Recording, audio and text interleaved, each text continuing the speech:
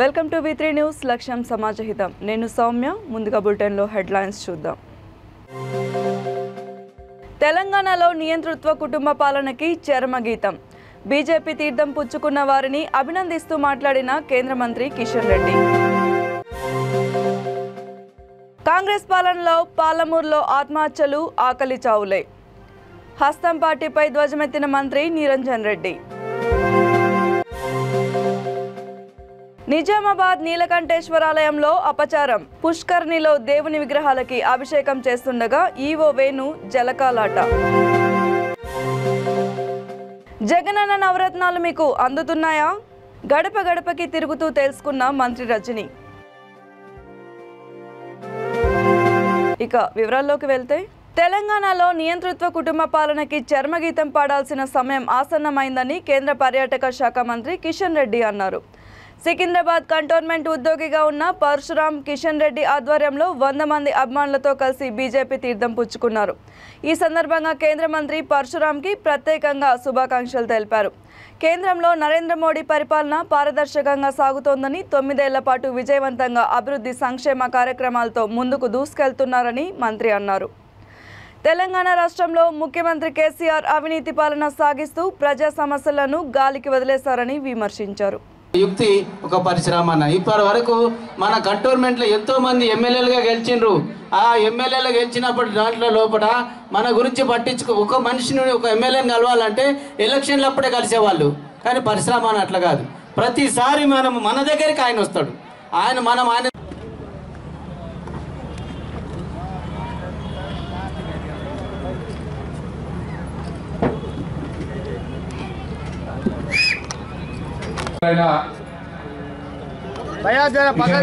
మీరు సన్మానం చేయాల్సిందిగా మనవి.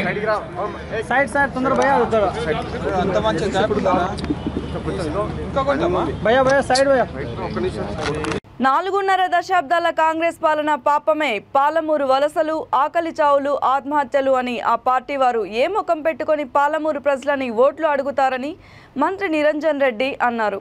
అధికారం ఎప్పుడు దక్కుతుందా అని కాంగ్రెస్ నేతలు కళ్ళల్లో ఒత్తులు వేసుకొని చూస్తున్నారు.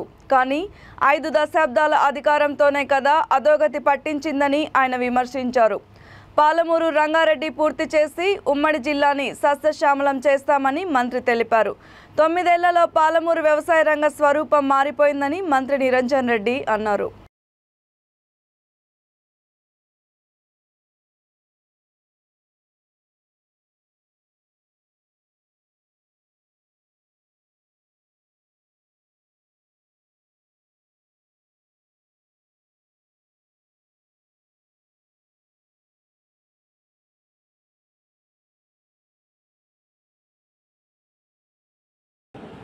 రాష్ట్రంలో కాంగ్రెస్ పార్టీ వాళ్ళ పాదయాత్రలు వాళ్ళు చేసుకోవచ్చు, వాళ్ళ అంశాలు వాళ్ళు లేవనెత్తవచ్చు. కానీ వాళ్ళు చేసేటువంటి పాదయాత్రల యొక్క మూలం అర్థమైనటువంటిది ప్రజానీకానికి. ఆ పార్టీలో నాయకత్వం కోసం పోటాపోటీగా జరిగేటువంటి యాత్రలు కానీ ప్రజలు భావిస్తున్నారు తప్ప నిజంగా ప్రజల పట్ల చిత్తశుద్ధి ఉండి చేసేటివిగా ఎవరు భావించడం లేదు. పైపెచ్చి కాంగ్రెస్ మాట్లాడేటువంటి మాటలు ఆశ్చర్యకరంగా ఉన్నాయి. పాలమూరు జిల్లానేగా తెలంగాణ మొత్తం ప్రాంతాన్ని 5 దశాబ్దాల అధికారం వివిధ సందర్భాల్లో మీరు అనుభవించి ఈ జిల్లా అధోగతికి కారణమే మీరు, తెలంగాణ అధోగతికి కారణమే మీరు. 1946 నుంచి 51 మధ్యకాలంలో కానీ, 1969 ఉద్యమం నాడు కానీ, మలిదశ ఉద్యమం 2001 నుంచి 14 వరకు జరిగిన కాలంలో కానీ తెలంగాణ నేల మీద జరిగినటువంటి ఆనాటి ఆయా సందర్భాల యువకుల మరణాలు కావచ్చు, కాల్చివేతలు కావచ్చు, ఎన్కౌంటర్లు కావచ్చు, బలిదానాలు కావచ్చు, ఇవన్నీ మీ పాపపు పరిపాలనకు పరాకాష్ట. జీవితకాలం కూడా తెలంగాణ సమాజం మిమ్మల్ని క్షమించదు. ప్రత్యేకించి తెలంగాణ కోణంలో తెలంగాణ సమాజం ఎప్పుడు కూడా కాంగ్రెస్ పార్టీని క్షమించదు. చేయాల్సినంత పాపం చేసినారు. జీవితకాలానికి సరిపోయే పాపం చేసింది కాంగ్రెస్ పార్టీ తెలంగాణకు. కాబట్టి తెలంగాణ ప్రజలు క్షమించారు మిమ్మల్ని. ఈ పాలమూరులో ఈ ప్రాజెక్టులు ఏదో ఆలస్యం అవుతున్నాయి, మేము వచ్చి పూర్తి చేస్తాం. అసలు పాలమూరు రంగారెడ్డి ప్రాజెక్టు ముందలు పోకుండా అడ్డుగాలేసింది, కేసులు పెట్టిందే మీరు కదా. కోట్లలో కేసులు వేసిందే మీ నాయకులు కదా. 80% పూర్తి చేసినాం, మిగతాయి కూడా పూర్తి చేస్తాం, నీళ్లు వారిస్తాం, దానికి ఏం అనుమానం లేదు. మీ పాలనను గుర్తు చేసుకోండి. అలా మీరు ఈరోజు కేసీఆర్ పాలన మీద మాట్లాడడం కాదు, గత మీ పాలనలో ఏం జరిగిందో గుర్తు చేసుకోండి. అలా ఎండాకాలం వస్తే ఊరూరా గంజి కేంద్రాలు అంబలి కేంద్రాలు ఉండేవి తెలంగాణలో, ఇదే పాలమూరులో. మరి ఇవాళ ఊరూరా కొనుగోలు కేంద్రాలు, ధాన్యం కొనుగోలు కేంద్రాలు ఉన్నాయి. కేసీఆర్ పాలన తెలంగాణ పాలనలో ఏం కనిపిస్తుందో మీ పాదయాత్రలో కనిపిస్తలేవా ఇవన్నీ? వానకాలంలో నీళ్ళు గతి లేవు, ఇలా పశువుల దాగానికి నీళ్ళు గతి లేవు, మనుషులకు నీళ్ళు గతి లేవు. ఇలా ఎండాకాలంలో చెరువులు ఇప్పటికీ అలుగులు దూకుతున్నాయి, చెక్ డ్యాముల నిండా నీళ్లు ఉన్నాయి. ఎక్కడ చూసినా తెలంగాణలో పాలమూరులో ఇలా సర్వంగా మొత్తం సస్యశ్యామలంగా. మీ శాపనార్థాలు కాదు, మరో 6 నెలల్లో జరిగేటువంటి ఎన్నికలే గీటురాయి. రేపు 6 నెలల కాలం తర్వాత జరిగేటువంటి ఎన్నికలలో ప్రజలు తీర్పు ఇవ్వబోతున్నారు.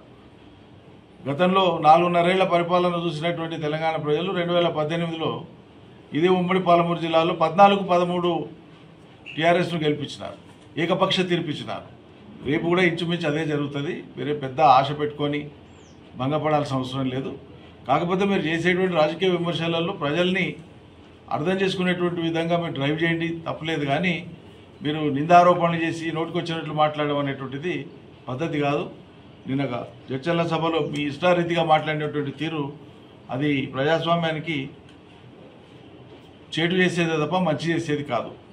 నిజామాబాద్ లో దక్షిణ కాశీగా ప్రసిద్ధి చెందిన నీలకంఠేశ్వరాలయంలో అపచారం చోటు చేసుకుంది. పుష్కర్ణిలో దేవుని విగ్రహాలకి అభిషేకం చేస్తుండగా ఈవో వేణు జలకాలాడాడు. పుష్కర్ణిలో ఈత కొట్టొద్దు అంటూ అర్చకులు వారిస్తున్న అభిషేకం జరుగుతుండగా దర్జాగా ఈవో ఈత కొట్టాడు. ఈ వీడియో సోషల్ మీడియాలో వైరల్గా మారింది. ఈవో వేణు తీరుపై భక్తులు మండిపడుతున్నారు. 4 ఆలయాలకి ఇన్ఛార్జ్ ఈవోగా ఆయన పనిచేస్తున్నారు.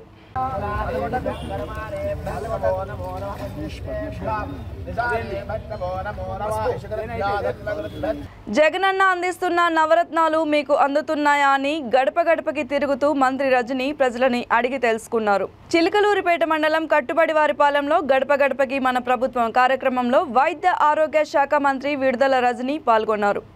మంత్రికి సర్పంచ్ రామారావు, పార్టీ నాయకులు, కార్యకర్తలు, అభిమానులు శాలువాలు, పూలదండలతో, మహిళలు హారతులతో ఘన స్వాగతం పలికారు.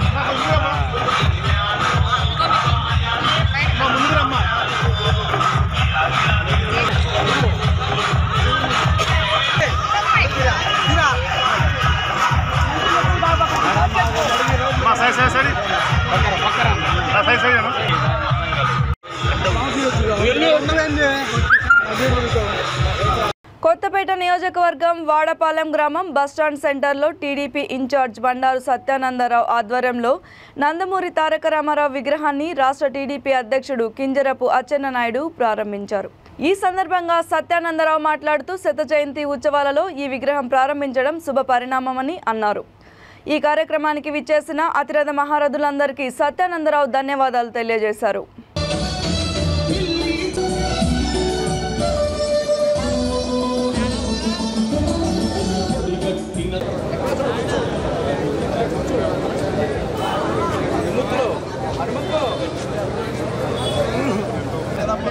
ముఖ్యంగా హనుమంత్ గారు కూర్చోండి.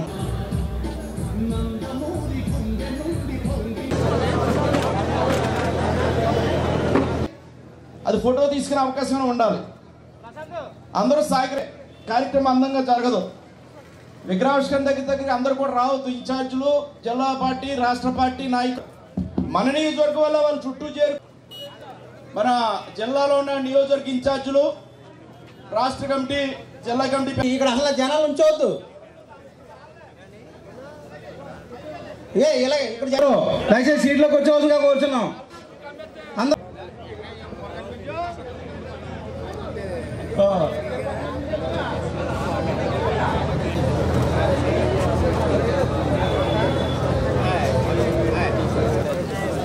స్వాగతం, సుస్వాగతం. రాష్ట్ర టీడీపీ అధ్యక్షులు కింజరపు అచ్చెన్నాయుడు గారికి స్వాగతం, సుస్వాగతం. మాజీ మంత్రివర్యులు బండారు సత్యనారాయణమూర్తి గారికి స్వాగతం. మన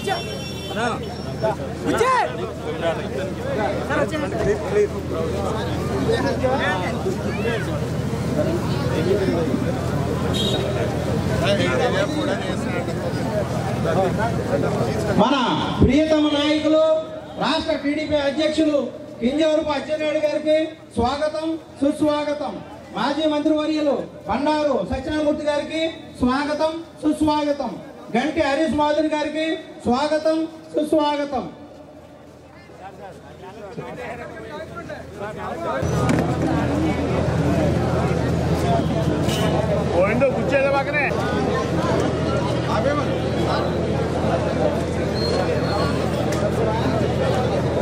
ఇటువైపు వచ్చేయండి, ఎవరాడు బాగా ఉండవద్దు.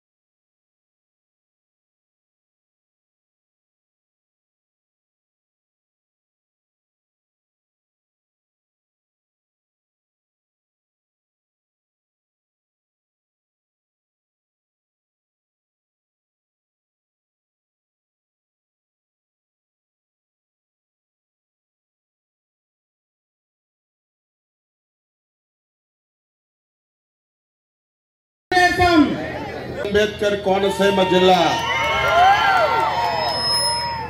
కొత్తపేట నియోజకవర్గం వాడపాలెం గ్రామంలో తెలుగు జాతి ఆరాధ్య దైవం మనందరికీ ఆదర్శప్రాయుడు తెలుగుదేశం పార్టీ వ్యవస్థాపక అధ్యక్షులు శ్రీ నందమూరి తారక రామారావు గారి యొక్క విగ్రహాన్ని అంగరంగ వైభవంగా పండగ వాతావరణంలో ఇప్పుడే మనం ప్రారంభించుకొని ఇక్కడ అందరం సమావేశమయ్యాం. ఈ సమావేశానికి అధ్యక్షులు కొత్తపేట ముద్దు బిడ్డ, మీ అందరికీ అభిమాన నాయకుడు, రేపు ఎప్పుడు ఎన్నిక జరిగినా కాబోయే శాసన సభ్యుడు, నాకు అత్యంత ఆప్తుడు శ్రీ బండారు సత్యానందం గారు. వేదిక పైన ఉన్నటువంటి కాకినాడ అమలాపురం పార్లమెంటుని తెలుగుదేశం పార్టీ తరపున అందరికీ ఇక్కడికి విచ్చేసిన ప్రతి ఒక్కరికి, ఎన్టీఆర్ గారి విగ్రహావిష్కరణకి విచ్చేసిన ప్రతి ఒక్కరికి పేరు పేరున నమస్కారాలు తెలియజేసుకుంటూ, అలాగే ఈ కార్యక్రమానికి నన్ను ఆహ్వానించిన బండారు సత్యనారాయణరావు గారికి ప్రతి ఒక్కరికి పేరు పేరున ధన్యవాదాలు తెలుపుకుంటూ, ఈరోజు నాకు చాలా సంతోషకర కార్యక్రమం. ఎందుకంటే ఎన్టీఆర్ గారి శత జయంతి వేడుకల్లోని భాగంగా ఈ రోజు ఇక్కడ కొత్తపేటలో వాడ్రపల్లి గ్రామంలో మనం ఈ విగ్రహావిష్కరణ జరుపుకోవడం చాలా సంతోషంగా ఉంది. ఆనాడు వాళ్ళు అనుకున్నారు మాకు ఎదురే లేదని మాట్లాడిన కాంగ్రెస్ పార్టీని 9 నెలల్లోనే కాంగ్రెస్ పార్టీకి తెలుగుదేశం పార్టీ స్థాపించిన వెంటనే వాళ్ళందరూ ఒకే ఆలోచనలో పడ్డారు. ఖచ్చితంగా అనేక అడ్డంకులు సృష్టించారు. ఆ రోజున బహిరంగ సభకి ఏర్పాట్లు చేసుకుంటే మేము మైక్ పర్మిషన్ పెడితే కూడా లేదు. ఆ రోజు ఎన్ని అడ్డంకులు పెట్టినా 9 నెలలు. పద్మశ్రీ నందమూరి తారక రామారావు గారి విగ్రహావిష్కరణ కార్యక్రమానికి మన మీద అభిమానంతో మహానాడు కార్యక్రమంలో తలమునకలై ఎంతో బిజీగా ఉన్నా పిలిచిన వెంటనే ఊపిరి సలపని కార్యక్రమాలతో ఉన్నా ఈనాడు మన కార్యక్రమానికి రావడం, అదే కాకుండా వారు పార్టీ అధ్యక్షుడిగా బాధ్యతలు చేపట్టినప్పటి నుంచి తెలుగుదేశం పార్టీని వరకలెత్తిస్తూ ఉత్సాహాన్ని నింపుతూ చంద్రబాబు నాయుడు గారు శ్రీకృష్ణుడిలా ఆయన గీతోపదేశం చేస్తే అర్జునుడిలా ఆయన పార్టీని ముందుకు నడిపిస్తూ రేపు రాబోయే ఎన్నికల్లో తెలుగుదేశం పార్టీ చారిత్రాత్మకమైన విజయాన్ని సాధించడానికి ఎంతో రేయంబవళ్ళు శ్రమిస్తున్నటువంటి మన పార్టీ రాష్ట్ర పార్టీ అధ్యక్షులు గౌరవనీయులు పెద్దలు జోన్ 2 ఇన్ఛార్జిగా ఉన్నారు సోదరులు పెద్దలు, వారు చాలా ముఖ్యమైన నాకెంతో అత్యంత ఆత్మీయులు బండారు సత్యానందరావు, బండారు సత్యానమూర్తి గారు అన్నట్టుగా అన్ని వారికి నాకు కూడా అనేక విషయాల్లో ఒక తమ్ముళ్లాగా నన్ను ఆదరిస్తూ మన అమలాపురం పార్లమెంట్ జిల్లా పరిశీలకులుగా శ్రీమతి రెడ్డి అనంత కుమారి గారు,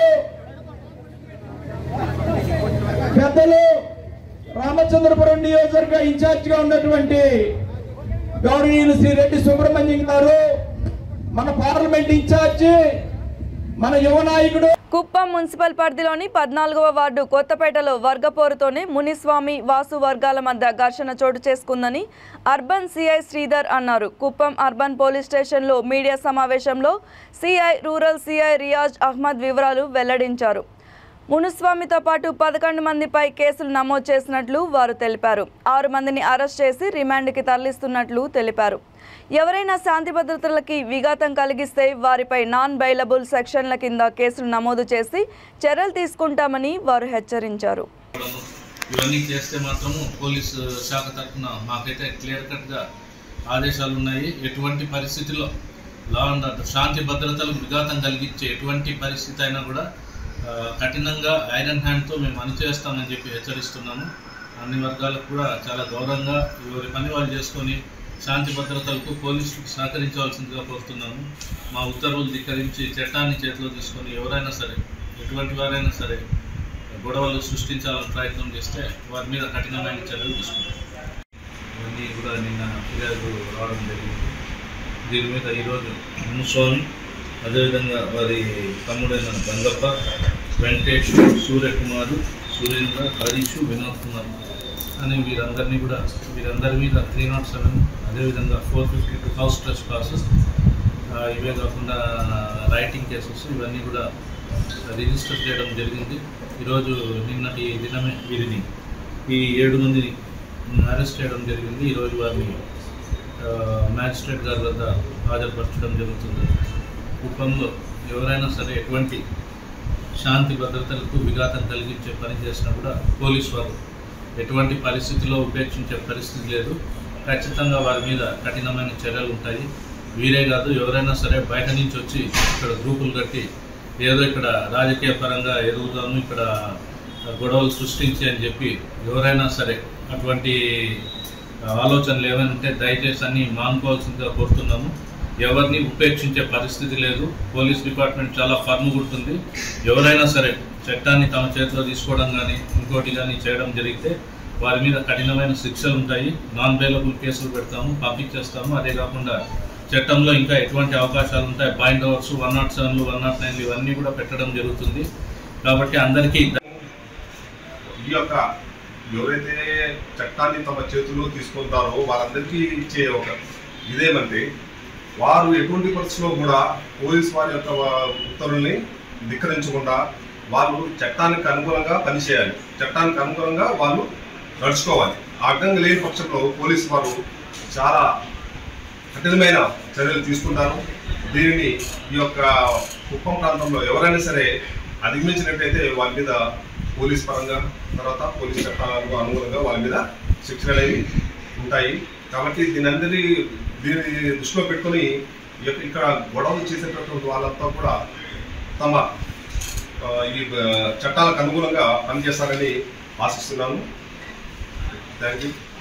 పీపుల్స్ మార్చ్ పాదయాత్రలో భాగంగా సీఎల్పీ నేత బట్టి విక్రమార్క నాగర్ కర్నూలు జిల్లా మరికల్ గ్రామంలోకి ప్రవేశించారు. అభిమానులు, కాంగ్రెస్ కార్యకర్తలు భారీగా తరలివచ్చారు. కార్యక్రమంలో నాగర్ కర్నూలు జిల్లా డీసీపీ అధ్యక్షుడు చిక్కుడు వంశీకృష్ణ, మాజీ మంత్రి నాగం జనార్దన్ రెడ్డి, మాజీ ఎమ్మెల్యే ఎర్ర శేఖర్, మహబూబ్ నగర్ డీసీపీ అధ్యక్షుడు జిఎంఆర్ తదితరులు పాల్గొన్నారు.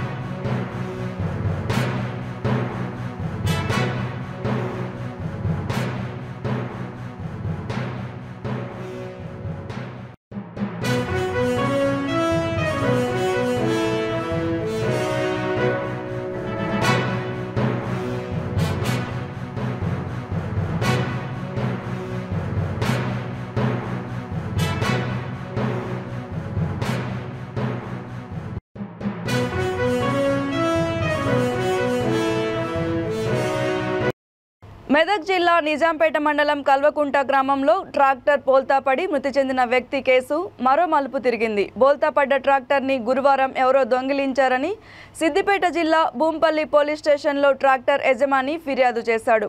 శుక్రవారం కల్వకుంట గ్రామ శివారులో ట్రాక్టర్ బోల్తాపడి రాజు అనే వ్యక్తి మృతి చెందాడు. రాజే ట్రాక్టర్ దొంగతనం చేశాడా లేదా ఇంకెవరైనా చేయించారా అన్న కోణంలో పోలీసులు దర్యాప్తు చేస్తున్నారు.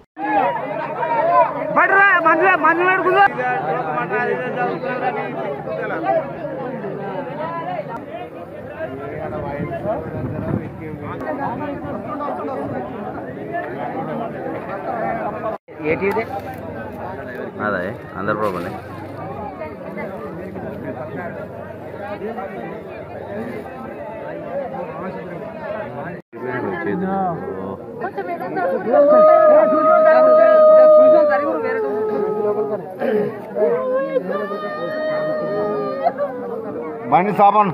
నకిలీ విత్తనదారులపై ఉక్కుపాదం మోపుతున్నామని సైబరాబాద్ కమిషన్ స్టీఫెన్ రవీంద్ర అన్నారు. ప్రెస్ మీట్లో ఆయన మాట్లాడుతూ రాష్ట్ర ప్రభుత్వం తీసుకున్న ఈ చర్యల ఫలితంగానే తెలంగాణ రాష్ట్రంలో 80% నుంచి 90% నకిలీ విత్తనాల బెడద తగ్గిందన్నారు. ఇంకా అక్కడక్కడ ఈ మాఫియా ఉన్నారని వారిని ఏరిపారేస్తామని రైతులకి భరోసా ఇచ్చారు. సీఎం కేసీఆర్ కి నిత్యం రైతులు వారి క్షేమం పట్ల ఉండే ఆలోచన దృక్పథంతో రైతు భద్రతే రాష్ట్ర ప్రభుత్వ తొలి ప్రాధాన్యత అని తెలిపారు. పోలీస్ శాఖ రైతుల రక్షణకి ఎల్లప్పుడూ కట్టుబడి ఉంటుందన్నారు. అందుకే దేశంలో ఎక్కడా లేని విధంగా రైతులని మోసం చేసే వారిపై మన రాష్ట్రంలోనే ఈ నకిలీ విత్తనాల మాఫియాపై పీడీ యాక్ట్ కేసులు నమోదు చేస్తున్నామన్నారు. వ్యవసాయ శాఖ, వ్యవసాయ వర్సిటీతో పోలీస్ శాఖ సమన్వయం చేసుకొని ఈ నకిలీ విత్తనాల మాఫియాపై అత్యంత కఠిన చర్యలతో ఉక్కుపాదంతో అణిచివేస్తామని సైబరాబాద్ కమిషనర్ హెచ్చరించారు.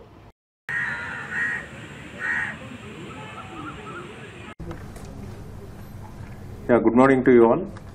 మరి మీ అందరికీ తెలుసు నకిలీ విత్తనాలు రైతుకి ఎంత సమస్య తెచ్చిపెడుతుందో అని చెప్పి. మరి కరువు, వడగండ్ల వాన, మరి ప్రతికూల ఏదైతే పరిస్థితులు ఉన్నాయో వాటన్నిటికన్నీ మించిన సమస్య ఏదైతే ఉన్నదో అది నకిలీ విత్తనాల సమస్య.